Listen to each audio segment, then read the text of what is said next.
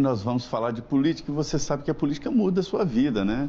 É a escola do seu filho, a projeção de futuro e tudo. E é por isso que nós mostramos diretamente dos estúdios da Jovem Pan o que acontece por aqui e principalmente as personalidades.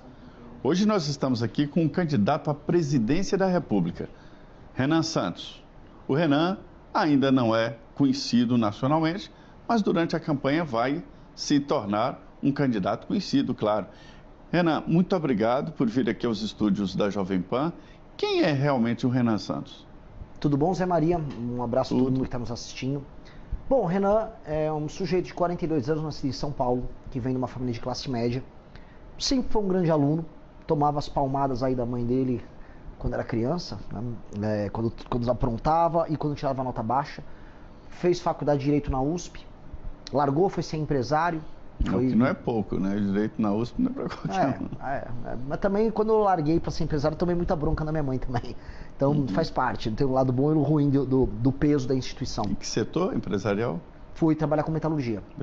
Metalurgia era uma parte de tanto iluminação quanto portas de janelas de aço. Perfeito. Projetei produto, fui vendedor, trabalhei com RH, trabalhei com vendas, aprendi a lidar com o sindicato. Boa parte da minha formação humana mesmo, na prática, se deu ali.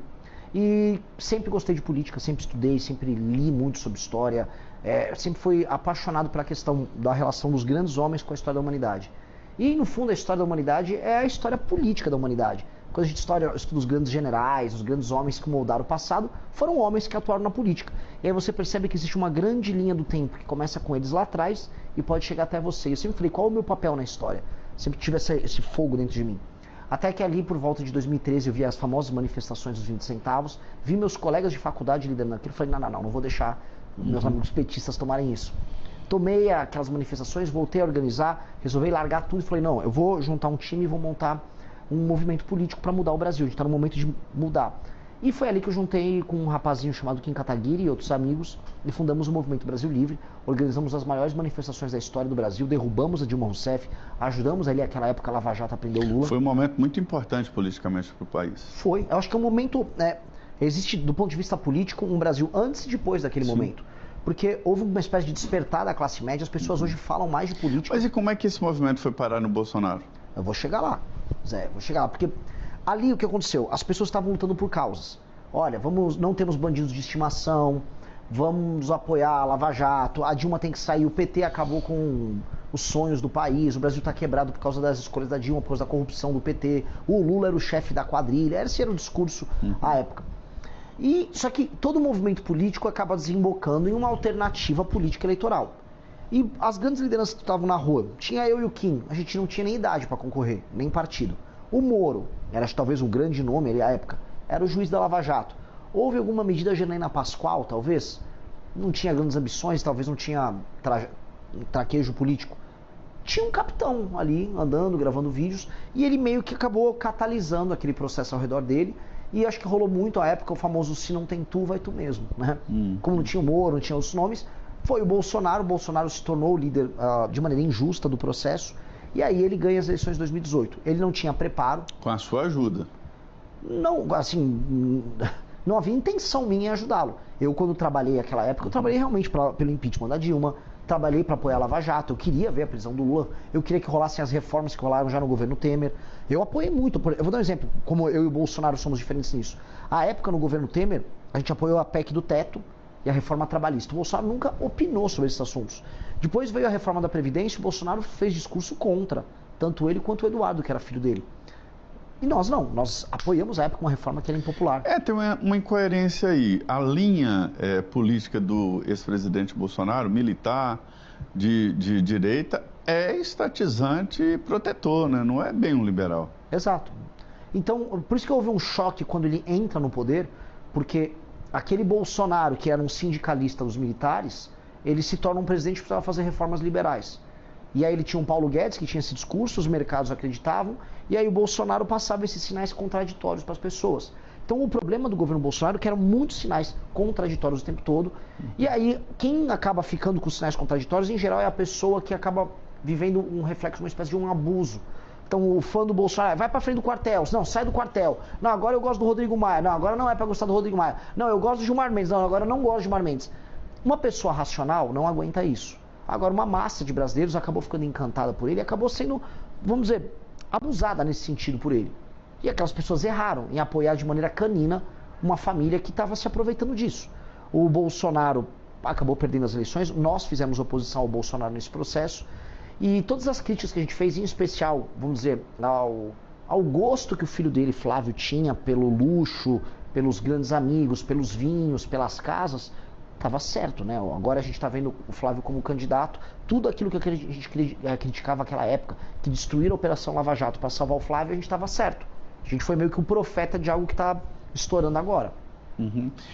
Durante todo esse processo, a família Bolsonaro continuou em alta, né, hypado, e principalmente agora com Flávio Bolsonaro, que ele nunca foi um político, um líder nacional, polarizou, já está polarizado com Lula, né? Qual é o alvo da sua estratégia de campanha? Meu alvo é o eleitor.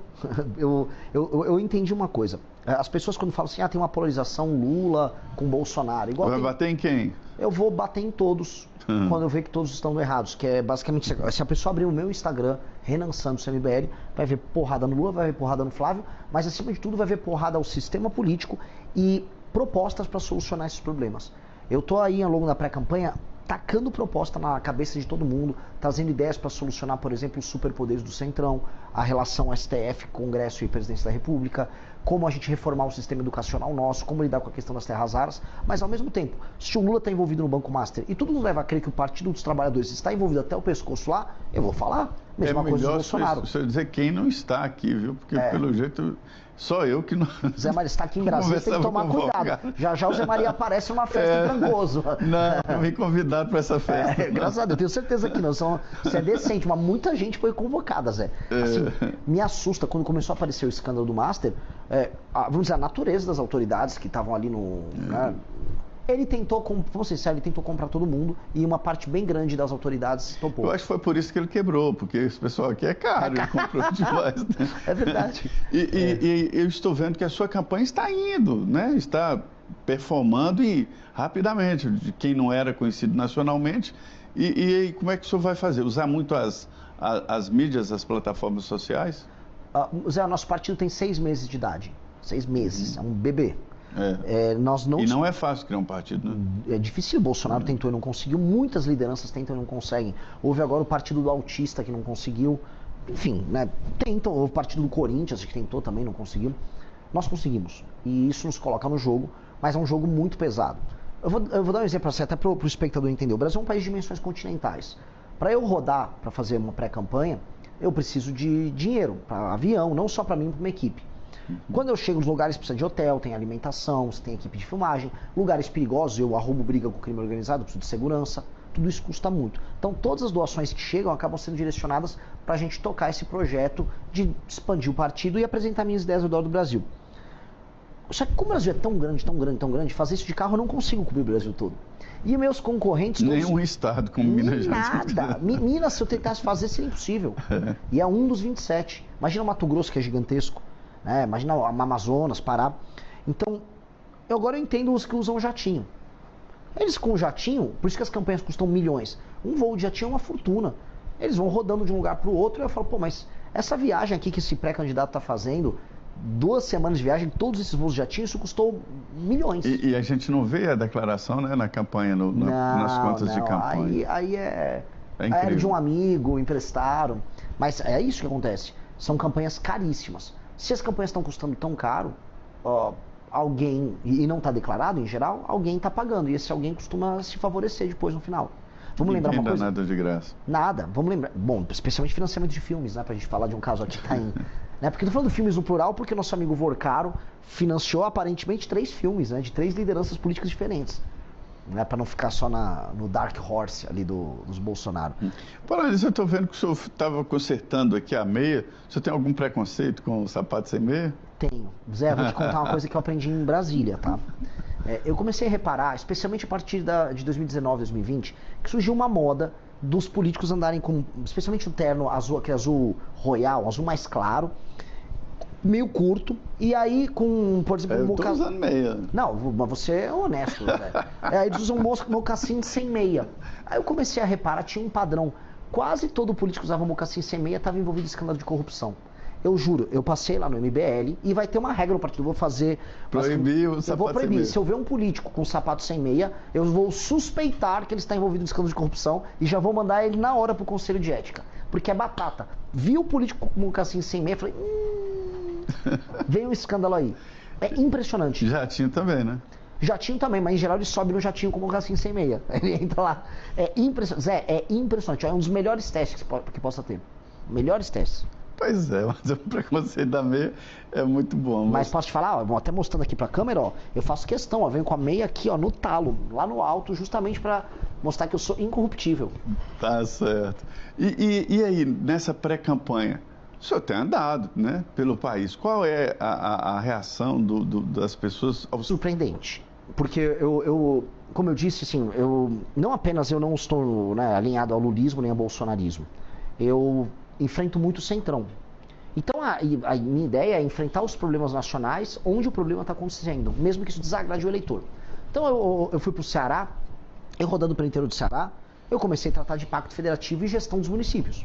Eu fui falar da gestão dos municípios, que estava mal feita em boa parte dos municípios, e explicando, olha, ainda o dinheiro nem veio daqui. O dinheiro pelo pacto federativo, que está sustentando essa gestão mal feita, veio lá de São Paulo, veio do Rio, veio de Minas, veio do Paraná. Vocês são um município deficitário num estado deficitário. E a classe política aqui precisa ser substituída, porque os serviços sociais, o saneamento básico, a educação não está sendo entregue para as pessoas, mesmo com o dinheiro chegando, porque o dinheiro chega, Zé. O fundo de participação dos municípios chega na conta dos municípios. Muitos municípios dependem do FPM. A maioria. Município pequeno, mais de 98%. O que eu acho um erro, viu? Eu acho que todo município deveria existir, ou então deixar de existir uma extra, uma obra, tudo bem, mas depender fundamentalmente de fundo... Eu sou bem claro, um critério para a administração dos municípios, no projeto nosso chama Lei de Responsabilidade Gerencial, é o município se tornar independente do ponto de vista financeiro. E outra, nós vamos ter que fundir municípios. Não dá para ter um monte de município insolvente. Câmara de Vereadores, municípios, secretaria disso. Exato, que é um critério, Zé, que é assustador. Municípios em que menos de 10% da arrecadação total venha do próprio município, eles são totalmente insustentáveis. Sabe por quê? Porque esses 10% não conseguem pagar nem a folha de pagamento do município. Ou seja, se o município não é capaz de arrecadar o dinheiro para pagar os próprios funcionários, ele está só tirando o dinheiro das pessoas. Para nada, inutilmente. Então é meio que desesperadora a situação dos municípios brasileiros. Houve ali logo depois da Constituinte de 88 um boom, criaram vários municípios. Mais de 1000 municípios. Município de 800 mil habitantes e tal. Aí depois houve uma decisão do Supremo que travou. Hoje é impossível criar município. Recentemente nos Estados Unidos eu vi lá a facilidade de criar um município. É fazer um plebiscito. E pronto, criou seu município. Mas é o seguinte, você criou o município, então tá bom. Escola, posto de saúde, estrada, tudo por sua conta. Exato. Vira um condomínio, né? Exato. E também nasce daí aquela diferença de ninguém quebrar nada, porque está quebrando algo seu. É como se fosse um condomínio. Exatamente. É que aqui, o que acontece? Os municípios, eles não se preocupam em ter arrecadação, em ter atividade econômica, e ficam com o pires na mão, recebendo emenda de deputado e cobrando que aumente o FPM. Aí, mesmo com esse dinheiro chegando, eles não cumprem metas de desempenho em nenhuma área. Educação, saúde, segurança, nada. E ficam só com o pires na mão, ajudando a classe política do Estado a se retroalimentar. Este é o maior problema do Brasil, Zé. Porque este é o problema que gera o famoso centrão. O centrão é basicamente um grupo de políticos, especialmente deputados, que mandam suas emendas para esses prefeitos espalhados por esses municípios ao redor do Brasil. E esses prefeitos não têm nenhum compromisso em melhorar a vida das pessoas. Eles geram os votos para os caras do centrão, desviam um pedaço de emenda, usa o caixa 2 da emenda para comprar voto aqui e ali, reelege o político deputado, esse deputado fica lá em Brasília com uma faca no pescoço do presidente, não importa qual, e o ciclo roda. A vida não melhora, só que quem está pagando essa conta? Um outro Brasil que está trabalhando e produzindo. Então tem um Brasil que trabalha e produz e paga a conta dessa improdutividade, e tem um Brasil improdutivo. O que nós precisamos fazer? Botar o Brasil improdutivo para trabalhar. Não dá mais para viver com o Brasil improdutivo mandando. Eu vou até te fazer quase uma provocação, quase como se eu fosse um entrevistador, mas você conhece Brasília. Quem manda no Brasil são representantes do Amapá, Maranhão, Piauí, Rondônia, Roraima, ou seja, os estados menos produtivos do Brasil têm uma representação política maior do que os mais produtivos, é ou não é? Isso foi armado durante o processo constituinte. Sim. Norte e Nordeste se uniram contra o Sul e Sudeste. E aí impuseram primeiro uma barreira. São Paulo teria mais de 100 deputados, mas foi embarreirado em 70. Só pode ter 70. E um município pequeno tem, no mínimo, 8 deputados federais e 3 senadores. É o caso do Amapá, que tem 750 mil habitantes, tem 8 deputados federais, 3 senadores, o presidente do Senado e o líder do governo no Senado. Isso tudo é o Amapá. E o IDH e as emendas? Eu não sei para onde vai tanto dinheiro. O IDH de lá, o índice de desenvolvimento humano baixíssimo, qualidade de vida baixíssima, prostituição infantil, todo, assim, um homem que administra mal um estado desses, vir aqui em Brasília e mandar no resto do Brasil é um erro. É como eu pegar o técnico de um time de futebol que está na Série D e colocar ele para administrar a seleção brasileira. Isso é errado, mas a democracia brasileira permite isso. Um presidente da República, eu estou me propondo como pré-candidato a fazer isso, vai precisar resolver isso. Esse é a mãe de todos os problemas. Porque enquanto eu permitir que na liderança do Brasil eu tenha os piores, eu vou ter um governo dos piores para todo mundo. Mas, Renato, deixa eu te falar um negócio. Você é diretor de partido, então deve estar entendendo. A dificuldade de levar pessoas sérias para a política é muito grande. Ninguém quer. Zé... Você deve ter percebido isso. Lógico, mas assim, a gente tem que Você chega numa cidade, procura alguém, empresário que está com a vida resolvida. Venha se candidatar a prefeito. Zé, eu concordo, mas ao mesmo tempo eu entendo que os partidos também não são instituições que inspiram as pessoas a fazerem isso. Você tem que ter uma liderança inspiradora num partido que faça as pessoas sonharem em construírem algo maior do que a vida normal e pacata delas. Os líderes partidários no Brasil, quase todos são envolvidos em escândalo de corrupção ou não têm posição política nenhuma. Quando eu vou e rodo o Brasil, modéstia à parte, assim, estou aqui falando na maior humildade, eu sou presidente de partido. Eu convoco todo mundo, vamos participar desse sonho, vamos participar dessa construção. As pessoas percebem que eu não sou rico, que eu não quero ficar rico com política, que meu time não está com isso, meu time está afim de fazer o sacrifício. E aí você começa a inspirar, porque nós precisamos fazer os melhores governarem o Brasil. Eu preciso pegar um aluno do ITA, um cara que fez ITA, um cara que fez um UNB aqui em Brasília, o cara que em São Paulo fez USP, e essas pessoas têm que entender que uma das opções que ela tem na vida, além de abrir uma empresa, é participar de um governo que vai mudar todo o país. Eu quero fazer um governo dos melhores. Os melhores têm que entender que eles têm que mandar. Eu tenho que dar poder para quem é melhor. Aqui no Brasil, entretanto, a gente vive num regime que os piores nos administram. Eu não posso aceitar ser governado pelo Alcolumbre. Com todo respeito ao Alcolumbre. Agora, o Alcolumbre, ele vem de um estado que é mal administrado, ele não é um político com nenhum mérito em nada.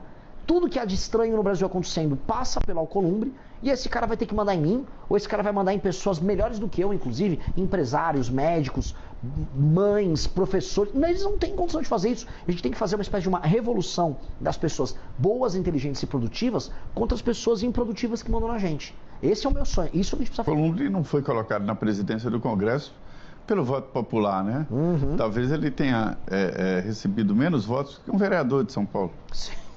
Olha, muito provavelmente. Ele começou a carreira dele sendo office boy do Sarney.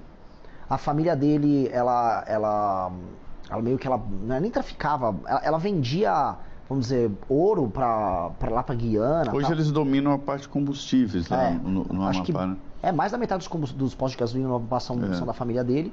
Ou seja, ele se tornou um colosso político. E mesmo sendo um colosso político, o estado dele continua muito, muito pobre. Sim. A vida não melhora no Amapá. O Amapá não consegue ter uma ligação por terra com o resto do Brasil. Isso é uma loucura. Isso é assustador. E aí o cara vai e manda no Brasil. Quer dizer, um cara que participa de um grupo político que torna um estado ruim como o Amapá, fica basicamente vivendo mal. Mas vem cá, isso não é preconceito, não? Contra Lógico um que estado não. pobre, não é um... Então, sendo bem sincero, você acha que as pessoas gostam de viver lá? Eu tive no Maranhão, Zé. Eu tive no Maranhão. As pessoas querem ir embora do Maranhão. E eu fui no Maranhão e falei exatamente isso que eu falei. Viver aqui é horrível, as estradas são horríveis, vocês são tratados como bichos, as cidades não são sustentáveis. Se a gente quiser melhorar a vida de vocês aqui, eu preciso apontar o problema. Eu não posso ser, Zé, condescendente com uma pessoa que está vivendo mal e está sendo explorada politicamente por uma classe política horrível. Eu tenho que libertar ela. E a libertação vem com a verdade. A verdade liberta. Eu posso fazer o que todo político que vem de São Paulo, do Centro-Sul, faz lá no Nordeste, que é chegar, tá com a musiquinha, vou comer um cuscuz aqui, comer uma buchada. Isso é enrolar as pessoas. Você prefere indicar os problemas. Eu preciso falar os problemas e falar, se viver aqui fosse bom, as pessoas não estavam migrando para outros lugares. O único lugar no Nordeste hoje que está com um saldo positivo no fluxo migratório é a Paraíba. É só a Paraíba. De resto, as pessoas estão indo todas embora. Salvador a população diminuiu, Bahia a população está indo embora, Maranhão o pessoal está indo para Goiás, Pará, que não é Nordeste, mesma coisa, o pessoal do Pará está indo embora. Eu estive nessa semana lá em Recife, para comemoração dos 20 anos do blog do Magno, conversava com um empresário muito bom, Eduardo Monteiro, e ele falando exatamente da administração da Paraíba, né, que não é de agora, né, já vem sendo administrado um estado superavitário. Sim. Talvez o segredo esteja exatamente no controle fiscal, né? Olha, se tem uma coisinha, o administrador público não precisa ser brilhante. Se tiver controle fiscal, metas e indicadores na administração pública e lei e ordem, segurança, as coisas começam a acontecer. As pessoas não são idiotas. Lá no Nordeste, as pessoas não são imbecis. Nem um pouco. Se você prover meios para que as pessoas possam trabalhar e viver a vida delas, elas resolvem a vida delas. Agora, o Estado está em permanente estado de sabotagem com essas pessoas. Uma coisa que eu vi, por exemplo, sul do Maranhão. O Maranhão é um lugar muito mal administrado. O agro chegou lá. Está em balsas. Os gaúchos Exato. A gauchada juntou com os maranhenses, chegou um cearense, os paraenses estão no meio. Tá andando. Agora ninguém dá estrada para eles. O cara não consegue escoar a produção dele porque não tem estrada. Ele tem insegurança também, porque é perigoso morar no Maranhão. Se o Estado fizer o básico, eles se resolvem. Então tem um problema aqui, porque, vamos dizer, a classe política nos estados do Nordeste, e do Norte também, ela é especialmente ruim. Não estou falando que no Centro-Sul a classe política é boa, não. Temos graves problemas. Só que, definitivamente, quando eu comparo, não é igual. Não é igual. Se eu comparar o Eduardo Leite, governador do Rio Grande do Sul, com o governador lá, com o Brandão, lá no Maranhão, não é igual. O Brandão é 1000 vezes pior do que o Eduardo Leite. E os políticos ao redor do Brandão são 1000 vezes piores do que os políticos ao redor do Eduardo Leite. Mesmo eu não concordando com o Eduardo Leite, muitas coisas na linha dele. O Eduardo Leite apenas é melhor. O Tarcísio em São Paulo, ele é melhor do que o Jerônimo na Bahia. Efetivamente. E o time que o Tarcísio tem é melhor. Posso não concordar muita coisa com o Tarcísio, mas é melhor. Então, eu preciso superar essa classe política muito ruim que está fazendo a vida das pessoas, especialmente nas regiões norte e nordeste, ser ruim. Por isso que elas estão indo embora. Você falou muito aí em desequilíbrios, né? Desequilíbrios regionais. Eu sempre pergunto o porquê da América do Sul nunca se desenvolver, né? O continente europeu se desenvolveu, foi lá para frente, a América do Norte, e a América do Sul ficou presa, que a Argentina que houve um momento que se desenvolveu. E aí, a conclusão que eu chego, o diagnóstico, é a política mal feita. Sim, são as instituições, é a forma como o capital humano é gerido. O maior ativo que um país tem não são riquezas naturais. Agora a gente vai falar só de terra rara agora no Brasil. É o capital humano. Se você não cria capital humano, o seu país vai ser uma porcaria. E como é que cria o capital humano? Não só investir em educação, mas ter um ambiente de negócios bons em que as pessoas enriqueçam. As pessoas enriquecerem e você investir na educação delas, uma coisa retroalimenta a outra. E fazer as pessoas ganharem dinheiro é ter um regime de competitividade que aumente a produtividade das pessoas. Ou seja, um Estado tenha regras simples, que não cobre muitos impostos, que os serviços sociais funcionem, que os contratos são cumpridos, que contratar e demitir uma pessoa seja fácil, como é nos melhores lugares do mundo, que abrir e fechar uma empresa não seja difícil, não seja um crime você fechar uma empresa, como acontece aqui no Brasil, para as pessoas poderem tomar risco e empreender, que ter energia elétrica abundante e barata não seja um absurdo, que ter uma estrada que ligue uma cidade a outra também não seja, nossa, um grande investimento. É o básico. Quando você entrega esse básico, você consegue fazer com que as pessoas possam fazer negócio entre si, criar empresas, gerar riqueza, estudarem e se capacitarem. E aí você faz com que o capital humano puxe todo o resto. Um recurso natural, como as terras raras que nós temos no Brasil, sem capital humano, só são um monte de pedregulho. Então, eu vou dar um exemplo das terras raras, todo mundo está falando sobre isso, ninguém sabe sobre esse assunto. O Brasil tem 20% das reservas mundiais de terras raras. A nova economia desse século vai depender disso. Se você pedir hoje para uma empresa brasileira conseguir não só tirar essas terras raras da terra e processar, não tem uma empresa brasileira que consiga fazer isso. O processamento das terras raras, que é separar esses componentes dessa pedra bruta, é super custoso. É um processo que... 1%, eu acho que é gerido aqui no Brasil, né? É 1% da produção mundial. E o processamento, em geral, mandam tudo para a China fazer. A China processa mais de 90% das terras raras do mundo. E acho que ela minera coisa de 70%. Ou seja, o mundo manda para a China processar. O que a China tem nas terras raras? Capital humano. Hoje, a gente não tem um capital humano. A gente não investiu em capital humano, porque o Brasil não liga para o capital humano. Então, não tenho capital humano, eu não vou conseguir processar a própria riqueza. Veja, quando o Brasil fez esse investimento em capital humano, Zé, a gente investiu lá nos anos 60, 70 para ter a Embrapa. Mandou um monte de gente para estudar lá fora. Aí você teve, vamos dizer, a capacitação também das escolas de agricultura no Brasil. Teve Viçosa, teve Exalc, teve inúmeras. Que você formou uma massa de agrônomos que resolveram a terra do Brasil, que você conhece, né? Acho que você é da área. A terra não é boa no Brasil, a terra do Brasil é complicada. Eu estudei na escola pública federal lá em Barbacena, na agropecuária. E assim, teve que preparar a terra, o cerrado, acidez do cerrado. Esses técnicos criaram o agro super desenvolvido que nós temos. E a Embraer? Foi um investimento que a gente fez no ITA. O que tem em comum tanto a Embrapa quanto o ITA?